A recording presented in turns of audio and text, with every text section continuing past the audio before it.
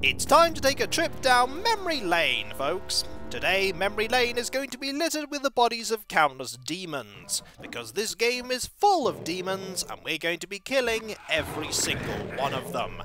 Welcome, folks, one and all, to Let's Replay Ultimate Doom, a game released in 1995, developed by id Software and published by GT Interactive. Ultimate Doom is an expanded version of Doom, which was released in 1993 and developed and published by these same companies. Ultimate Doom has an additional chapter, bringing the total up to 4. Doom is a first-person shooter, and to many it was the first-person shooter series of the 90s that many companies sought to emulate with their own games that were eventually dubbed Doom clones. Some of them were very successful, and games in those series are still being released today, but many more were forgotten, and are now barely mentioned at all.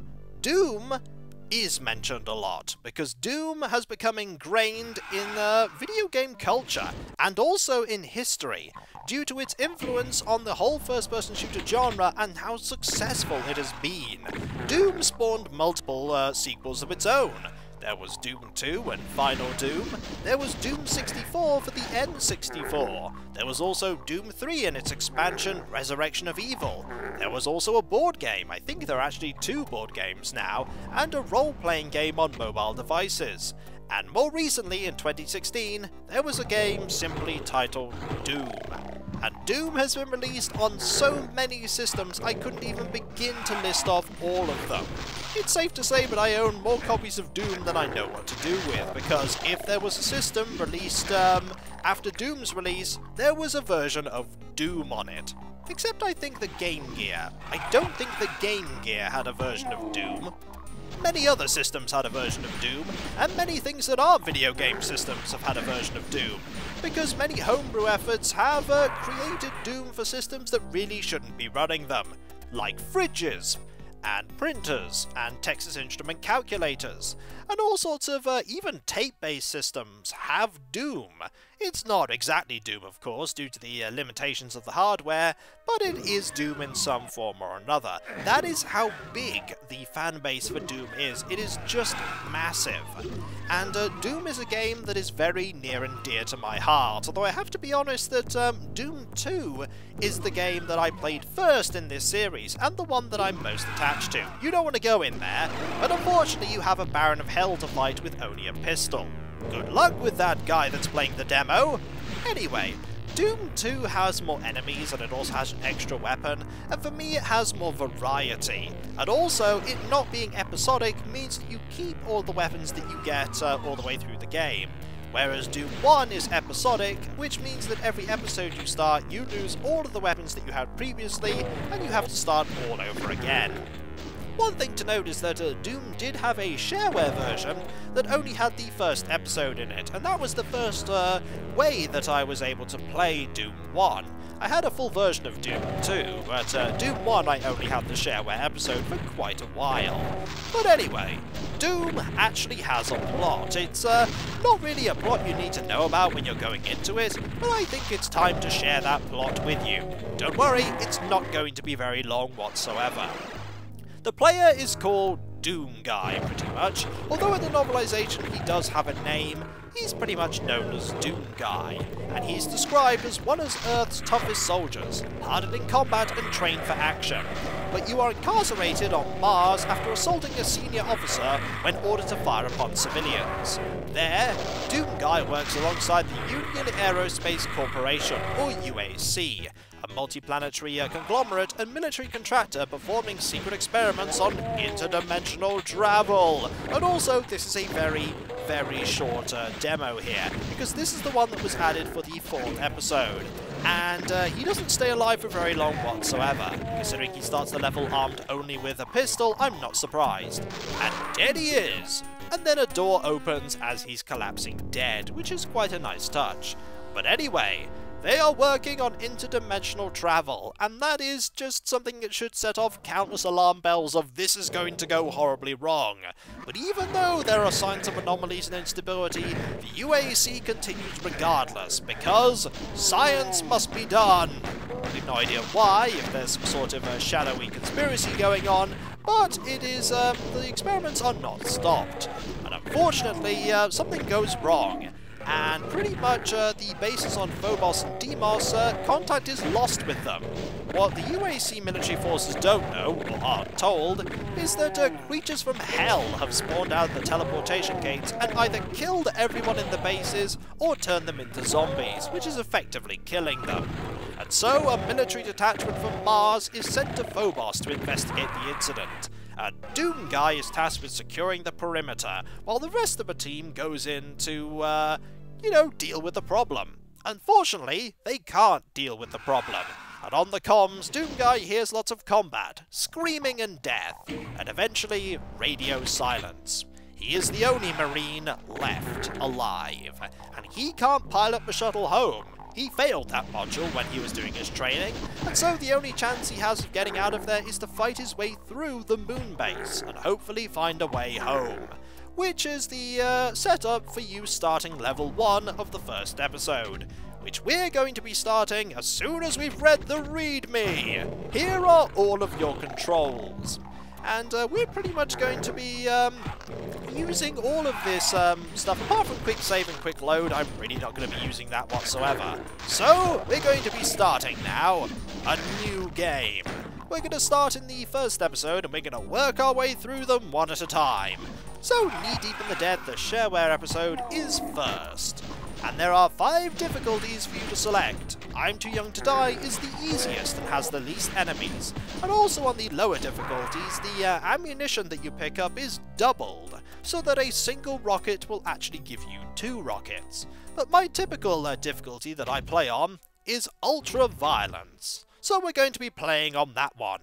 And with the press of a button, we are brought to level 1 of Doom, with music that is permanently ingrained in my memory. The up and down arrow keys move you up and down, left and right turn you left and right. Holding down Alt and left and right makes you strafe. Shift, when you move, makes you run, and Control makes you fire. And using the numbers above the letters will switch your weapons. Right now we only have 50 bullets and a pair of fists. And here are our first enemies, shotgunners, who will give us our first weapon, which is a shotgun. And I'm not being very accurate whatsoever, which is typical, and he falls down the stairs very, very dead. Not being very accurate is typical for me recording. There are 2 enemies here that we need to be very careful about, and if we're lucky we can shoot them before they shoot us. There we go, we'll just get rid of you. He managed to get a shot in, and that guy missed, which is surprising. And with a grin, Doom Guy gets his first alternate weapon, the shotgun, which is going to be our staple for pretty much the rest of the game. We want to grab this armor here and those shotguns, and there is one dead Doom Marine that didn't survive. I'm not sure what killed him, I don't think I want to find out. And we could grab some items here, like there's a health bonus here, which can bring your health over 100%, and there are armor bonuses that will bring your armor over 100% as well. What we want to do now is we want to press this button that will open a way for us to get to this area early. That opens that there, which reveals loads of enemies, and that mega armor gives us 200 armor. And we just grabbed a box of shells, and here is a box of bullets. This is a secret wall that will let you get to the back of this area, where we can kill these people here. They're only zombies, however, so they are not alive. And here are the first demons that we're going to encounter, the imps. The imps fire fireballs that you can avoid, although if you stand perfectly still, an imp will always hit you, unless you have a power-up that makes you more difficult to see. The shotgunners and pistoliers here, although the pistols are more like a kind of rifle, they don't have a projectile you can avoid per se, but if you looked on the map by pressing tab, you'd be able to see where their little pellets, the bullets, actually land. And if they hit you, you get dealt damage. We have a default maximum of 100% health, and when we get to 0 health, we are dead. Also, there is an explosive barrel. Explosive barrels are brilliant for dealing with enemies, who will either die or explode into giblets. We're going to grab all this here. We're actually nearly done with level 1, but watch out for the imp on higher difficulties. Don't move to the right, and thus I didn't hit it. You may think you're nearly done with this, but if you're playing on one of the lower difficulties, there won't actually be any shotgun soldiers. So you have to go back here, and this will have now lowered, and here will be your shotgun. that you're going to go and grab. I'm not going to go grab it because I don't actually have any capacity for shotgun ammunition. So we're just going to go to the exit and finish level 1. Haha! The hangar is finished. And we got 100% kills, we got 65% items, and we only got 66% secrets. Not quite sure what I missed there.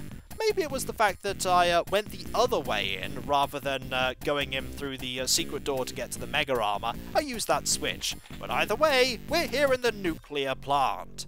I can't guarantee that I'll get every single secret. I don't quite remember where all of them are, but we just need to take it slow and steady. By slow and steady, I mean that I pretty much know where most of the enemies are going to come from in Episode 1. I played Episode 1 way too much, and it kind of shows with how I'm acting here.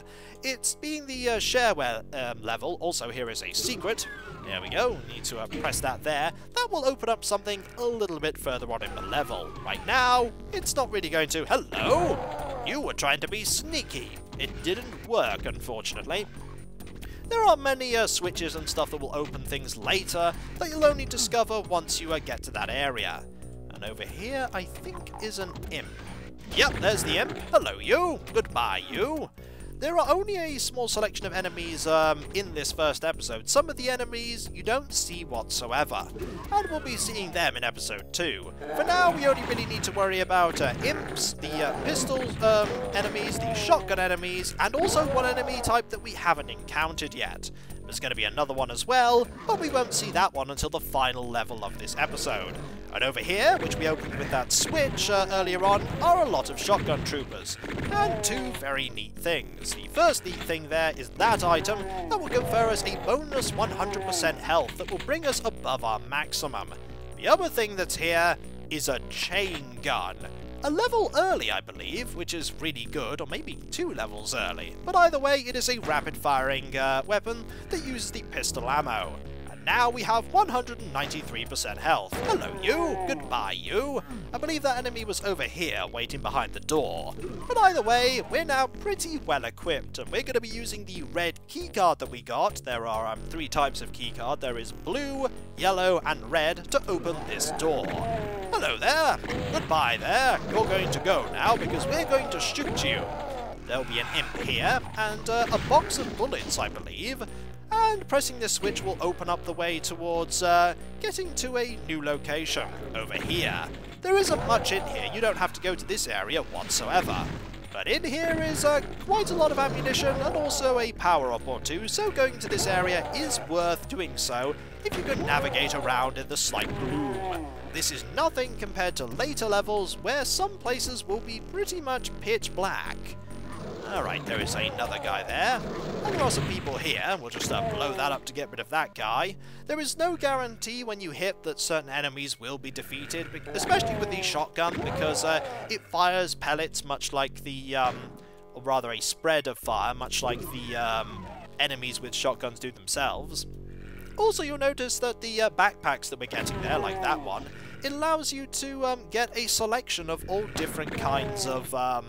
That gave us a selection of ammunition. It gave us some rockets, it gave us some cells, it also gave us some shells and bullets. Of note, even though we can get cells from the backpacks, there are no plasma weapons in Episode 1 whatsoever.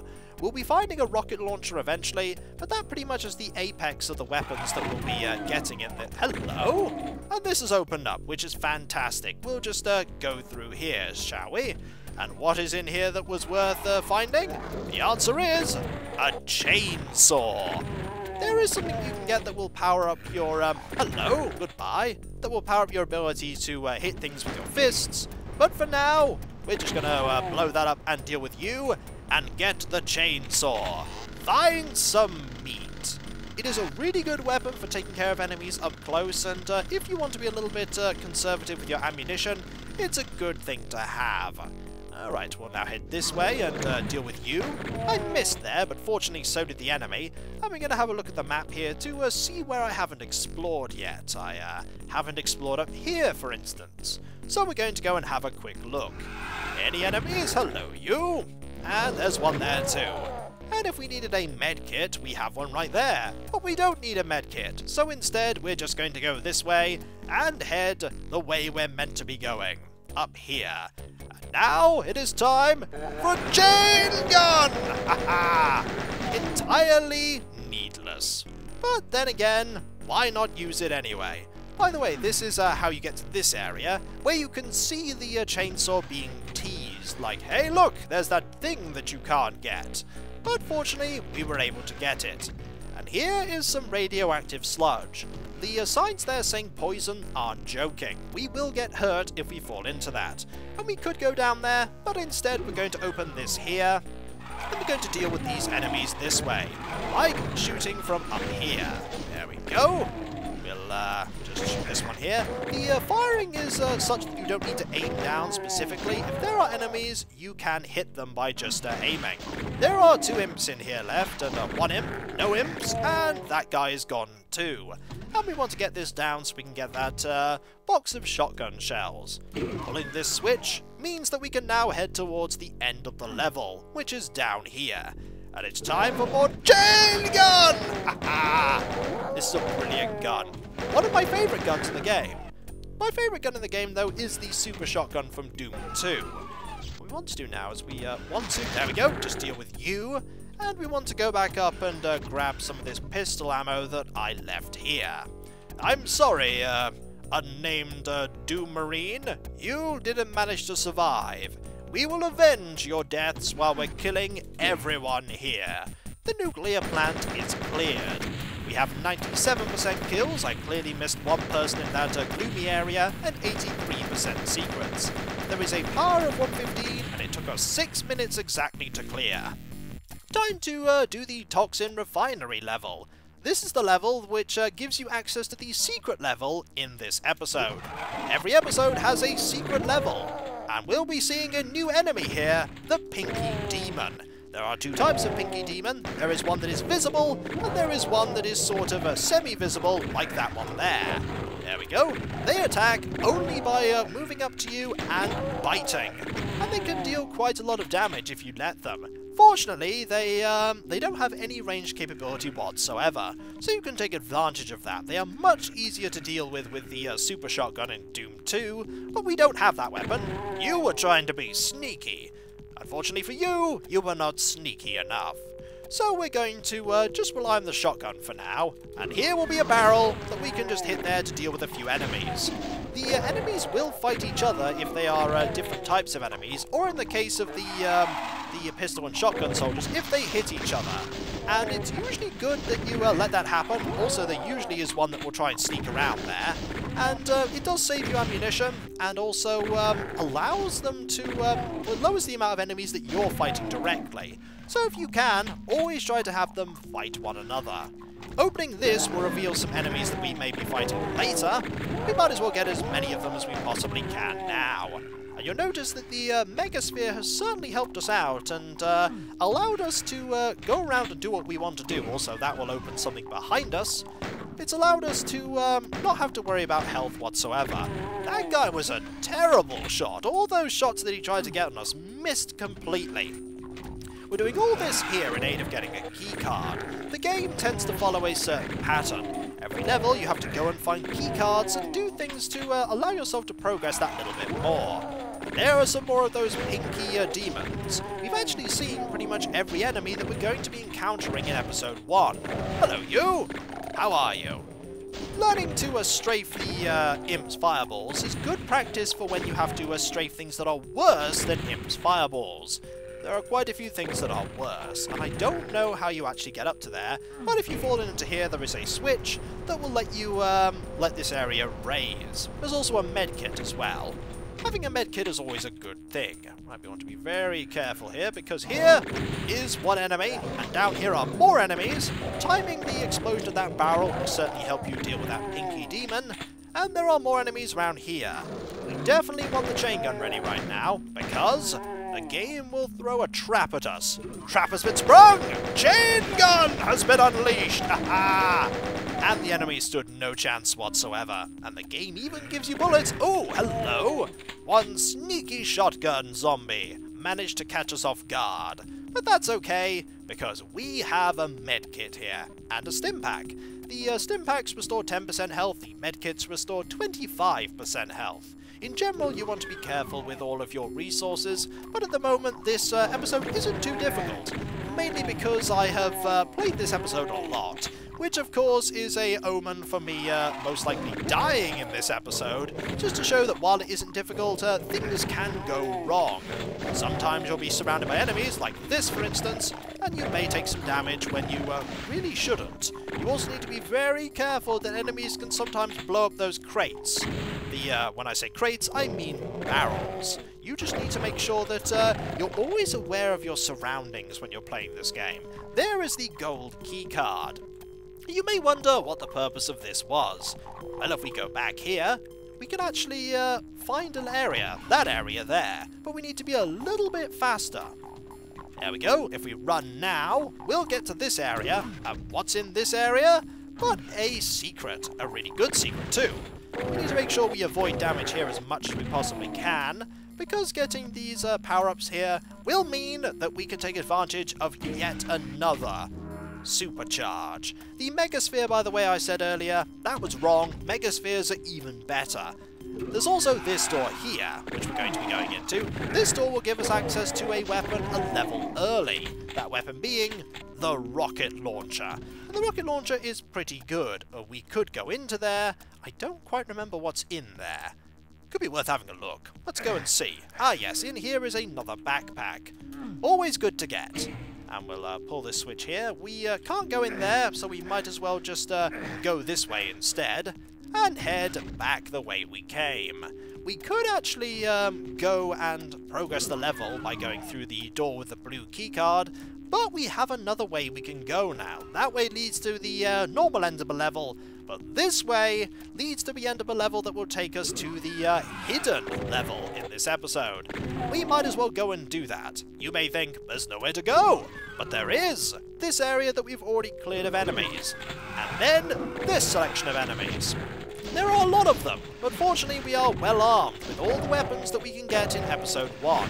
So we're just going to take care of these ones. There we go. Any more enemies? I don't think so.